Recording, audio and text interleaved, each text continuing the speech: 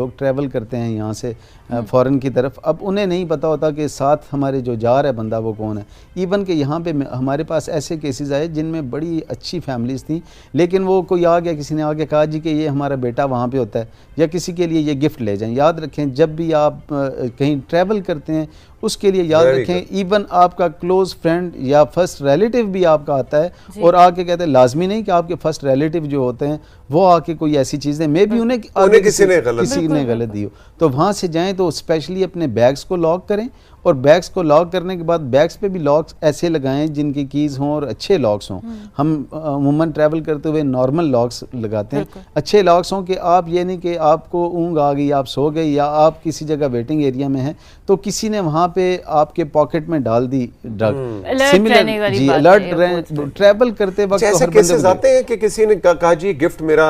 आप ले जाएं,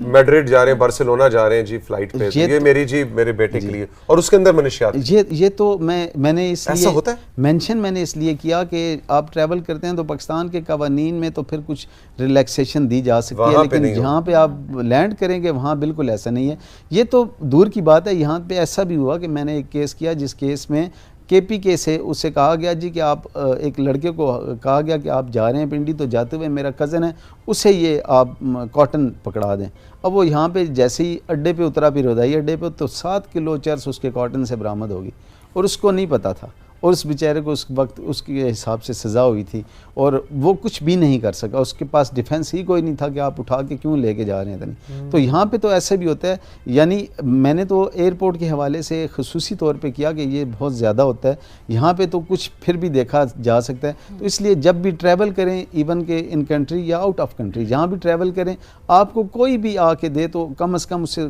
खुद देख लें कि इस पैकेट के अंदर या इस गिफ्ट बॉक्स के अंदर है क्या। ये ना हो कि कहीं उसके बाद आप पे स्टिग्मा लग जाए और उसमें किसी किस्म की कोई बचत, यहाँ पे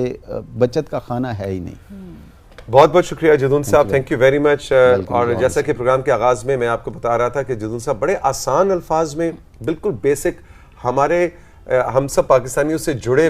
वे जो कवानीन हैं उनको उनकी तशरीह करते हैं, और आज के दिन की मुनासिबत से बहुत एक अच्छा आपने ओवरव्यू दिया। जी फातिमा, ब्रेक का टाइम और ब्रेक के बाद हमारा सोशल मीडिया होगा इंशाल्लाह, तो मेरे ख्याल से एक छोटी सी ब्रेक लेते हैं और ब्रेक के बाद हाजिर होते हैं।